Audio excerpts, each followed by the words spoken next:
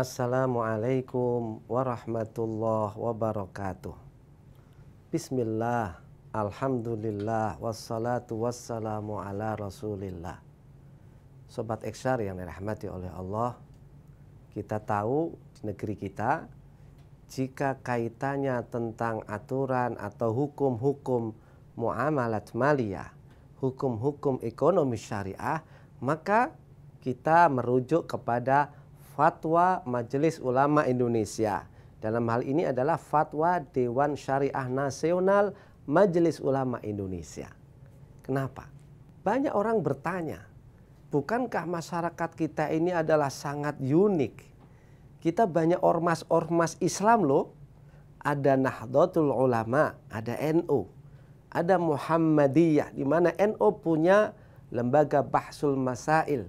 Di Muhammadiyah ada lembaga Majelis Tarjih. Di Persis ada, di Dewan Dakwah ada. Semuanya ini memiliki wewenang untuk mengeluarkan fatwa. Lalu kenapa untuk ekonomi syariah itu kita merujuk kepada fatwa Dewan Syariah Nasional Majelis Ulama Indonesia? Sobat Eksyar yang dirahmati oleh Allah, kalau kita membaca di dunia ini ada beberapa versi. Misalnya Malaysia. Lembaga fatwa Malaysia itu include menjadi lembaga negara. Sehingga apa yang difatwakan langsung menjadi konon mengikat. Beda dengan Mesir. Mesir itu lembaga fatwanya tidak menjadi lembaga negara. Beda juga dengan Indonesia. Di negara kita tidak punya lembaga fatwa miliknya negara. Dan kita terdiri tadi berbagai macam organisasi kemasyarakatan yang memiliki lembaga-lembaga fatwa masing-masing. Nah, agar terhindar dari fatwa mana yang harus kita ikutin, misalnya di masyarakat, ketika misalnya menerapkan bank syariah, menerapkan asuransi syariah, menerapkan pasar modal syariah. Lalu kalau kita tidak mengikuti satu, Majelis Ulama Indonesia, dalam hal ini Dewan Syariah Nasional Majelis Ulama Indonesia, maka orang bisa jadi begini, ikut NU, ikut Muhammadiyah, ikut Persis, ikut Dewan Dakwah, macam-macam. Betapa kalau menurut saya akan ribut, akan kacau seperti ini. Umat Islam kelihatan, wah macam-macam. Maka karena organisasi kemasyarakatan begitu banyak, ini adalah untuk menyelamatkan, untuk persatuan. Di mana agar ini satu, fatwa itu menjadi akan diikutin, maka ikutlah satu yang akan lebih selamat, akan mempersatukan. Toh juga anggota Majelis Ulama Indonesia itu terdiri dari ormas-ormas.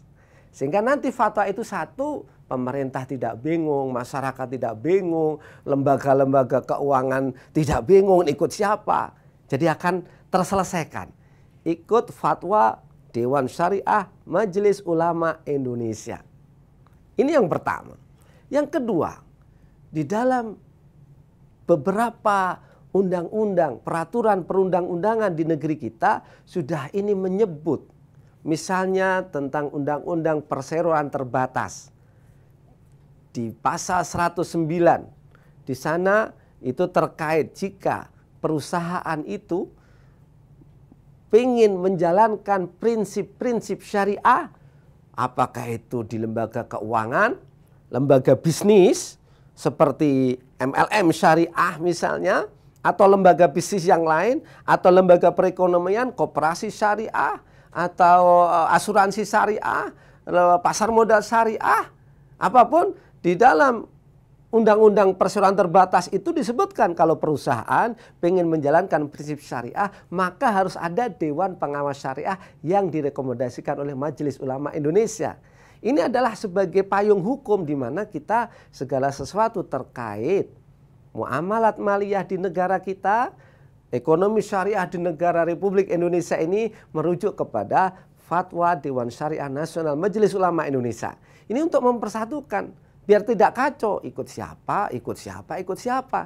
Nanti bisa jadi kan begini, di NU dibilang halal, di sini nggak halal, di sini jadi ikut siapa dong? Dan ini kan masyarakat jadi bingung, mau ikut siapa? Nah ini adalah bagian upaya para ulama-ulama kita di Majelis Ulama Indonesia. Yang kedua, juga karena histori sejarah.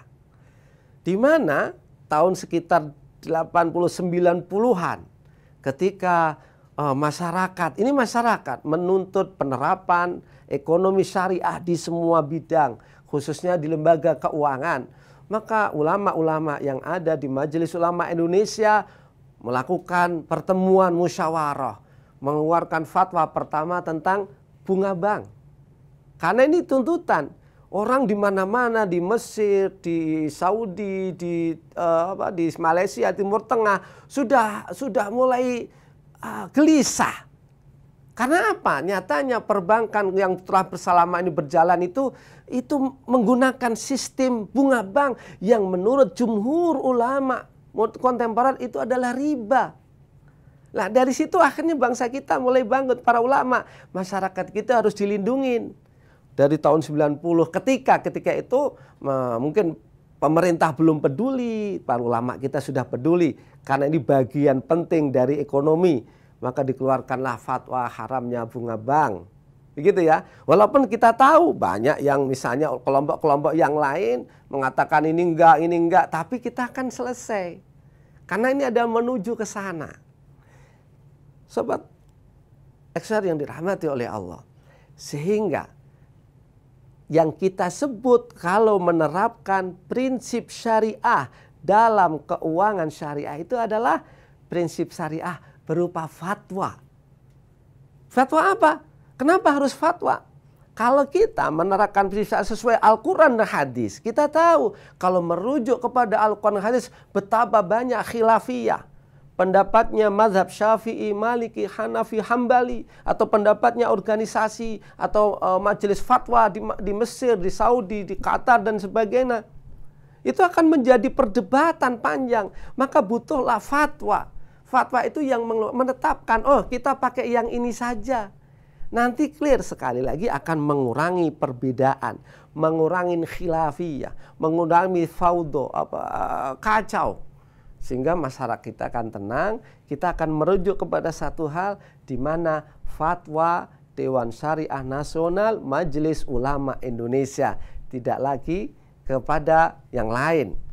Peraturan-peraturan yang lain, misalnya peraturan Otoritas Jasa Keuangan, PBI, hampir semuanya itu merujuk. Ini yang disebut proses taknin. Fatwa berperan penting untuk mengarahkan umat, kemudian menjadi sebuah peraturan perundang-undangan dan itu diakui dan dijalankan. Dengan ini sehingga kita akan menyongsong negara kita menjadi pusat halal dunia, pusat ekonomi syariah dunia. Fatwa-fatwa kita juga bisa disampaikan atau menjadi bahan kajian dengan fatwa-fatwa majelis ulama di luar negeri, baik di Timur Tengah maupun di luar negeri yang lain. Mudah-mudahan sedikit ini bermanfaat. Wallahu a'lam bishawab. Wassalamualaikum warahmatullahi wabarakatuh.